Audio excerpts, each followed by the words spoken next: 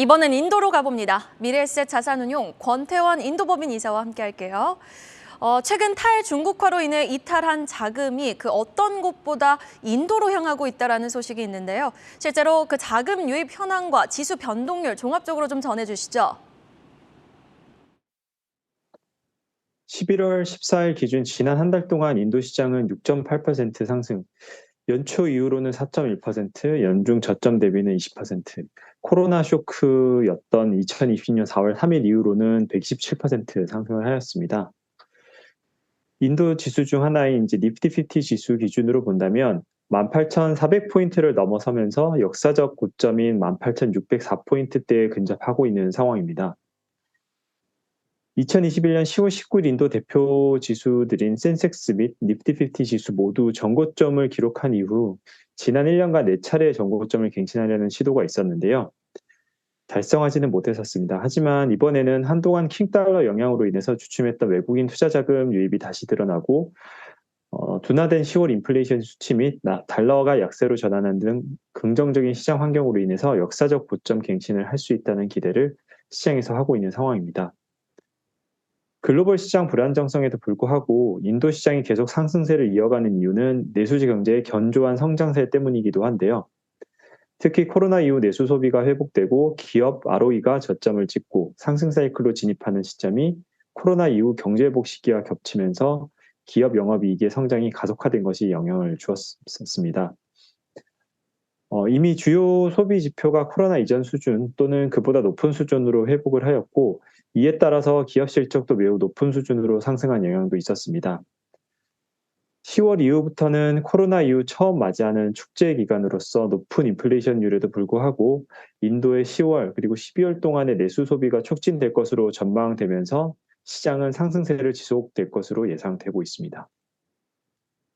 네, 사실 미국도 이번 주나 지난주 물가 상승 둔화가 감지되고 있음을 확인을 했죠. 그런데 인도 역시 물가 지수가 둔화하는 모습을 보이고 있다고요?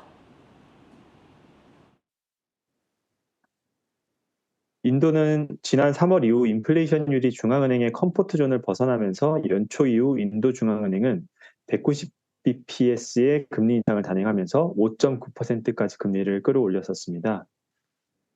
지난 월요일인 12월 14일에 발표한 인도의 10월 인플레이션율은 7.79%였던 4월 말 고점 대비 1%가 넘는 가파른 하락을 보이면서 6.77%를 기록하였습니다.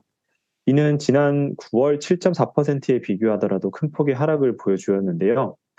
하지만 아직 중앙은행의 컴포트 존인 2%에서 6% 사이의 밴드보다 여전히 높은 수준이긴 합니다. 이에 따른 인도중앙은행의 금리 인상 행보는 지속될 것으로 전망을 하고 있습니다. 인도중앙은행의 금리 인상과 높은 인플레이션율에도 인도 시장은 여전히 연이은 상승세를 지속하며 타격이 크지 않았던 상황인데요.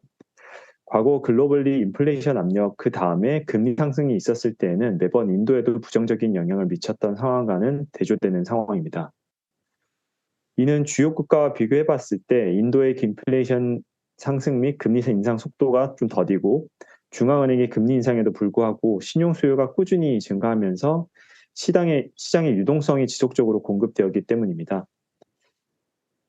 인플레이션이 크게 영향을 미치는 원자재 가격이 하락을 하였고 중앙은행도 2023년 1분기에는 인플레이션이 6%대로 감소할 것이라는 전망을 내놓으면서 현재 수준의 금리가 시장에 타격을 주지 않는 수준에서는 인플레이션을 안정화하는 적정 수준이라는 의견이 거론되고 있습니다. 이는 추후 금리 인상에 대한 의견이 금리 인상과 현상 유지로 갈 수도 있으며 이에 따라서 금리 인상 속도가 지난 2분기보다 완화될 수 있음을 시사하는 것으로 볼 수 있을 것 같습니다. 지금까지 미래에셋 자산운용의 인도법인 권태환이었습니다. 감사합니다.